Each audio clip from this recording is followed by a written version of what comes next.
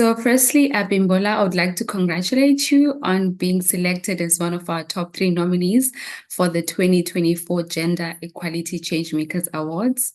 Well done on that. So, could you please introduce yourself and tell us just a bit more about you? Thank you, Azola. Good morning once again. My name is Abimbola Agbejule. I head the corporate sustainability function at Wema Bank, where I'm responsible for driving the sustainability initiatives and agenda that we put together as a bank with great focus on environmental, social, and governance. That's ESG. I've been doing this for the past, I think, about 5 years, and I'm passionate about gender equality because I believe that if women are given more opportunities, we can actually change the world for the better. We've been doing this across the bank, and the marketplace, and as well as in our community, various programs and initiatives, activities to ensure that women succeed, women thrive, and women actually achieve their potential. I think that the world is changing, and I look forward to more beautiful things that revolves around the female gender, to be specific, and also the men as well, because the men are not clamoring that they are left behind. So let's make the world a better place. Thank you. Indeed. Thank you, Abimbola.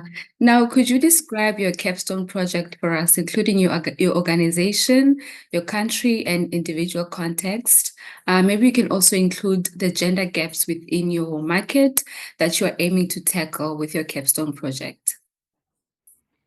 Thank you. My capstone project was actually centered around having more women at the leadership level across the organization. And so having women lead in the African setting is not where we want it to be. The inequality is there, the gaps are there, obviously there. But what we're trying to do is look for more collaborative ways to make women be like the leader that we want and be put in the pipeline, even when it comes to leadership, and actually coordinating, not more than coordinating, actually managing organizations.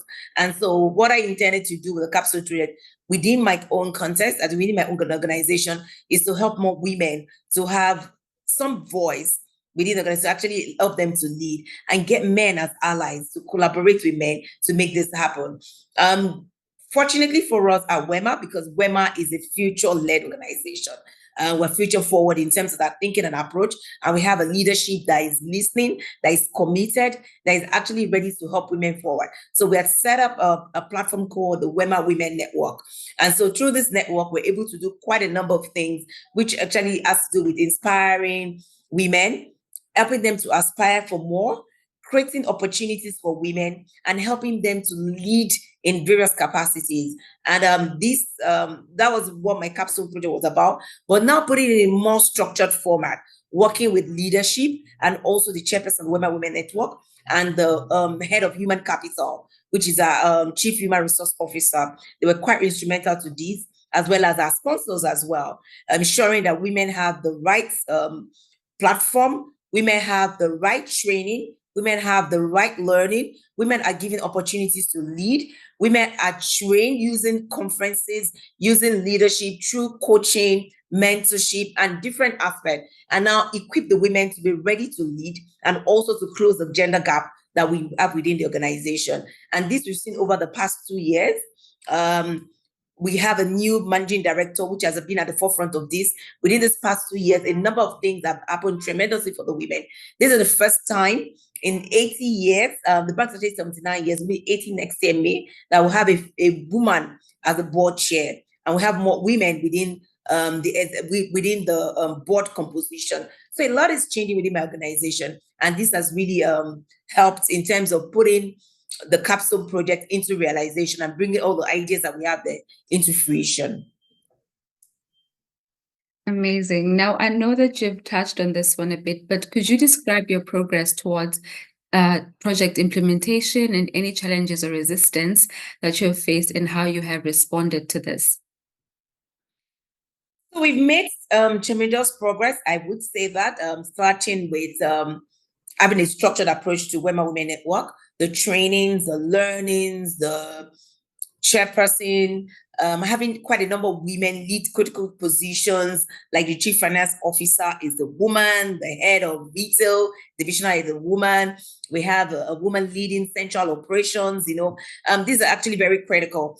Also, beyond the organization, be able to do this at the market level through our Sarah by Wema proposition, where we've given women the opportunity to have access to networking, access to finance at a discounted interest rate, and women given opportunities to access to market as well. And so creating a platform for them. And so this has been done in order to actually ensure that we meet our commitments in terms of what we're set out for ourselves.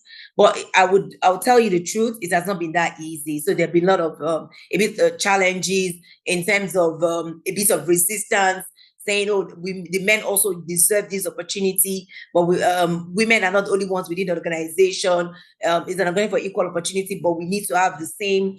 But all in all, the men have come forward to say, okay, don't worry, we're going to support you, drop the bias, closing the inequality gap, as well as helping the women to move forward.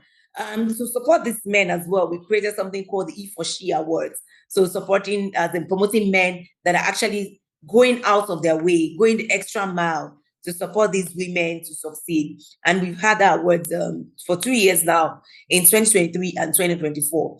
But the ultimate and the overall E for She that we have in the organization is the managing director. And he has actually created that platform to ensure that he's supporting women in all that they do, ensuring that they have all that they need to succeed, and standing behind and giving the opportunity. So anytime something is coming up, have you spoken to the women? What do the women want? How do we want to position our women? So he's doing that all of the time. And so with all of those, I would say we've had good progress. We're not there yet, but I can say that in the future, we would achieve all of this target and have a better life and a better world for our female. Thank you. Abimbola, thank you so much for sharing your journey and insights with us. Your dedication and efforts towards championing gender change is just truly inspiring. And I just want to congratulate you again on making the top 3 nominees for the GEC Awards for 2024. And we wish you continued success in making a positive impact.